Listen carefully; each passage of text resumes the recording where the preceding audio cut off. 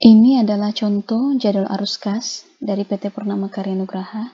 Sebenarnya ada 3 contoh yang saya tampilkan, cuman tidak tampil dalam record ini. Jadi saya tampilkan satu saja contohnya tentang jadwal arus kas dari PT Purnama Karya Nugraha. Kebetulan saya yang membuat ya arus kas ini pada tahun 2018. Jadi ini 3 minggu terakhir. Ya, pada bulan April. Kenapa 3 minggu terakhir? Karena memang proyeknya itu dimulai pada saat tanggal 12. Ya, jadi pada tanggal 12 itu bobot progresnya itu 0,02 ya, dalam 1 minggu 0,02 ya, dengan anggaran sekian. Rencana arus kas yang kita buat itu adalah sekian. Nah, ini 0,02 dari mana datanya? Dari sini. Dari jadwal arus kas. Nah, ini sudah menggambarkan nih. Ini untuk pencairan uang muka. Karena dalam arus kas, pada saat kita meminta pencairan uang muka 20%, arus kas menjadi syarat utama untuk pencairan. Jadi, kalau tidak ada arus kas, sudah pasti tidak akan dicairkan dananya. Maka kita perlu buat dalam 20% ini apa saja yang kita butuhkan untuk pembiayaan dalam perjalanan proyek di awal-awal. Nah, ini 20%, ya, uang muka 20% itu 4 miliar sekian. Jadi total anggarannya, saya perlu sampaikan kembali, total anggaran proyek ini adalah 22 miliar. 22,1 miliar sekian.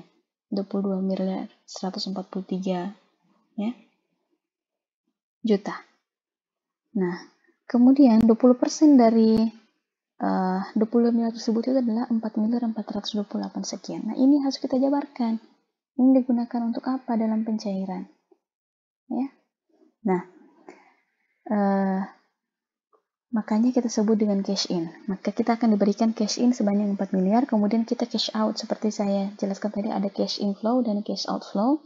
Apa yang kita dapatkan, apa yang kita keluarkan itu dijabarkan di sini. Bisa dijabarkan dalam bentuk mobilisasi dan mobilisasi. Karena ini adalah pekerjaan awal, maka bisa kita jabarkan mobilisasi dan demobilisasi alat.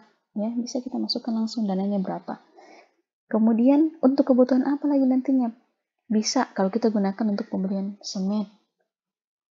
Misalnya, kalau produksi semennya itu di tempat distributor yang jauh, ya di pabriknya jauh, kemudian distribusinya memerlukan waktu, maka boleh kita stok langsung di lokasi proyek, ditaruh di gudang untuk stok pekerjaan.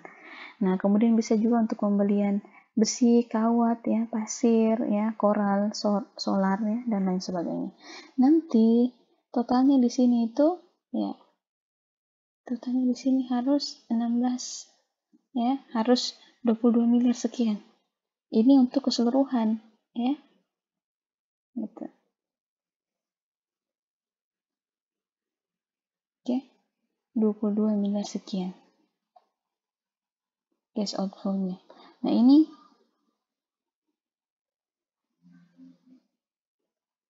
ya. Kemudian ini jadwalnya ada di bawah. Ya. Di sini kenapa tadi saya jelaskan bobotnya 0,02? Ya, bobotnya 0,02.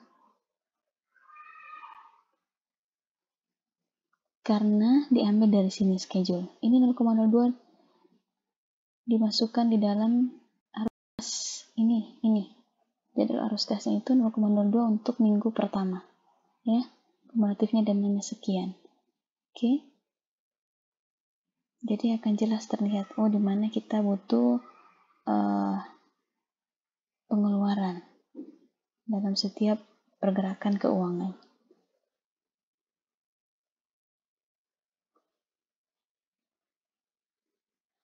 Ya. Jadi sekilas sudah jelas ya. Jadi di sini kita jabarkan kalau di sini kita jabarkan di minggu keberapa kita butuh dana, kemudian sampai bulan keberapa, ya. Sampai di Oktober, November ini kita butuh data pembelian material, ya. Jadi ini dana-dana pembelian material ini semua, ya. 16-17 ini pembelian material semua. Baik, saya kira cukup materi dari saya. Semoga bermanfaat, semoga beribadah di sisi Allah Subhanahu wa taala.